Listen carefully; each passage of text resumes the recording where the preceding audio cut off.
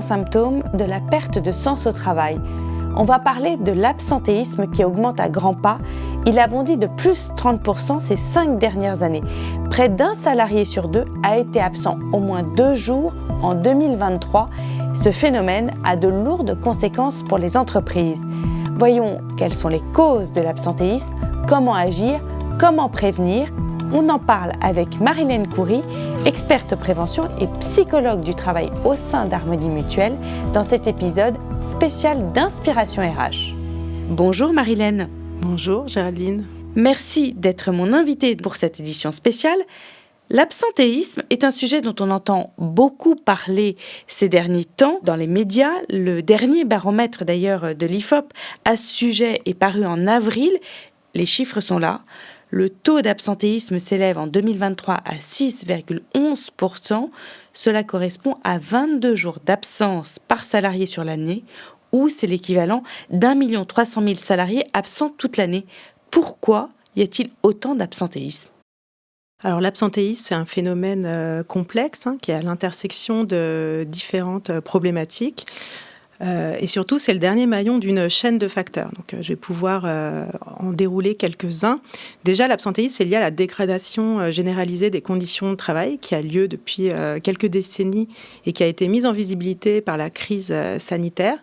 Ce qui a généré aussi une décentralité du travail, en fait, de la part des professionnels et un rééquilibrage aussi de la vie personnelle versus la vie professionnelle. Et concernant les conditions de travail et de cette dégradation, je peux citer quelques facteurs. On a d'abord et déjà l'individualisation des objectifs et des parcours, qui génère un isolement des professionnels. Et on le sait, le collectif, c'est un facteur de protection des salariés et des collaborateurs. On a aussi l'augmentation du travail qui s'accélère, qui est boostée aussi par les outils digitaux, par la révolution numérique. On se sent obligé d'être disponible tout le temps. L'augmentation du travail, vous dites ? Oui, il y a une accélération justement des rythmes de travail qui est notamment par la cause du télétravail. Quand on est en télétravail, on a tendance à beaucoup plus travailler. On pourra y revenir. Oui, on commence plus tôt, on peut finir plus tard. C'est cela. On a moins ce sas de décompression que sont les temps de transport, les temps justement où on est à l'extérieur. On a moins de temps informel aussi pour décompresser, pour se ressourcer. Donc oui, le télétravail a quand même désiloté la vie personnelle et la vie professionnelle. On a aussi la financiarisation de l'économie, le fait que les budgets aussi des collectivités est de plus en plus contraint. On se retrouve à devoir faire du chiffre. Il y a quand même cette question du chiffre qui revient souvent, quel que soit le secteur. Et de fait, les professionnels sont confrontés au manque de sens aussi dans leur travail. C'est vraiment une thématique qui revient souvent, cette quête du sens dans les tâches, dans l'activité, dans les métiers. C'est tout un tas de facteurs de risque en fait qui génèrent cette dégradation des conditions de travail et qui conduisent aussi les professionnels parfois à s'épuiser au travail. Et c'est vrai qu'il faut souligner qu'on est passé par toute une période des 30 glorieuses où le travail était un vecteur de promotion, d'ascension sociale, d'épanouissement.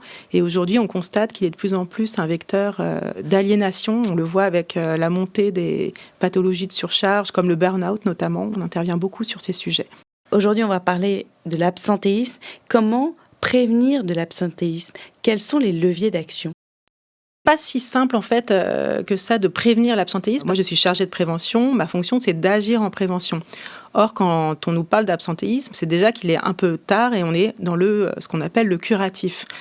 Ce qu'on propose, c'est plutôt d'aller regarder du côté de l'analyse des facteurs de risque qui ont généré justement de l'absentéisme.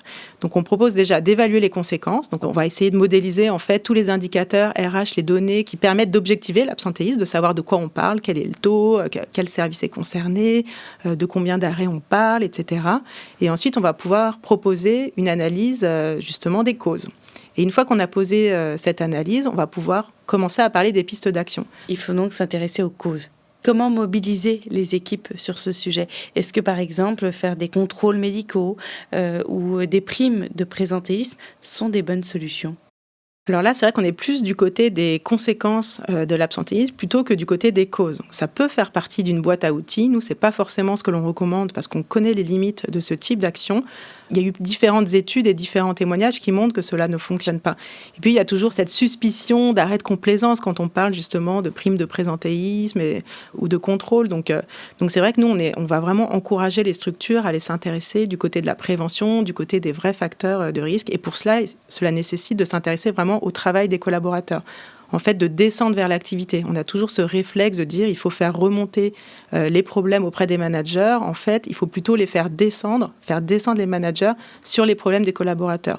Et pour cela, il faut les mettre en visibilité. Comment on met en visibilité les irritants liés au travail? C'est via des espaces de discussion, via des ateliers en intelligence collective, via des questionnaires, des audits, des baromètres. En fait, il y a vraiment cette nécessité d'aller regarder du côté de ce qui se passe dans le réel du terrain, de ceux qui travaillent, qui créent, qui produisent. Vous représentez, Marie-Hélène, une mutuelle, vous êtes donc du côté de la santé au travail. Justement, comment vous recevez le taux d'absentéisme en tant que mutuelle ?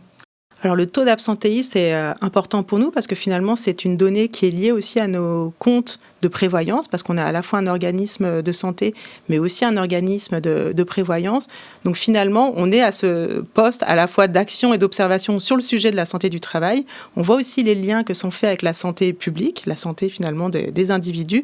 Donc on a cette place importante et on est assez aligné avec cette mission qui est de prévenir justement la santé des individus pour pouvoir mieux préserver un modèle aussi de protection sociale.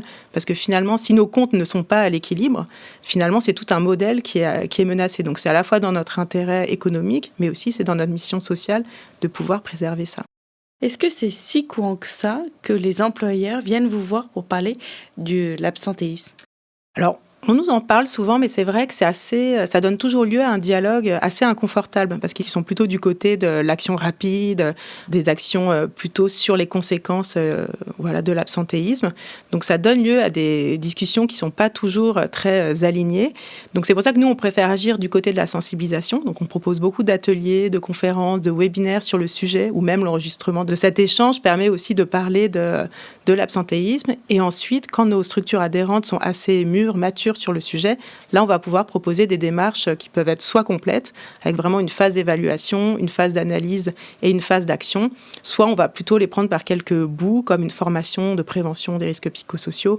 On peut aussi proposer de l'accompagnement à la maîtrise d'ouvrage, on peut proposer des espaces de discussion sur le travail. Donc voilà, ça dépend vraiment de la maturité de nos structures adhérentes, mais aussi de leurs ressources, leurs bandes passantes, en termes de temps, en termes d'objectifs aussi, quels sont les livrables qui sont attendus. Parfois, on peut être questionné sur la livraison d'une cartographie RH, par exemple. Là-dessus aussi, on peut proposer d'objectiver l'absentéisme sur ce support-là. Derrière le taux d'absentéisme, il y a aussi la question du sens au travail, vous l'avez souligné tout à l'heure, de l'usure au travail. Comment rester en bonne santé jusqu'à 64 ans ? Alors, c'est une musique de fond qu'il va falloir continuer à écouter justement sur cette question de l'usure professionnelle, parce que c'est vrai qu'il y a une augmentation des maladies chroniques, il y a aussi un vieillissement de la population. On a aussi beaucoup d'absences liées justement à l'usure professionnelle. Il va falloir penser le travail de manière organisationnelle, donc comme ce que l'on a dit en pensant justement des dispositifs d'intervention, mais aussi politique. Donc finalement, c'est vrai qu'aujourd'hui, on est plus du côté individuel. C'est toujours beaucoup plus confortable et facile d'aller chercher des dispositifs d'intervention centrés sur le bien-être individuel. On va proposer du yoga, du massage HAMA, des ateliers de gestion du stress, des ateliers de gestion des violences. On va être vraiment sur une partie de ce que l'on appelle la prévention tertiaire, c'est-à-dire on va essayer d'accompagner, de soutenir le risque.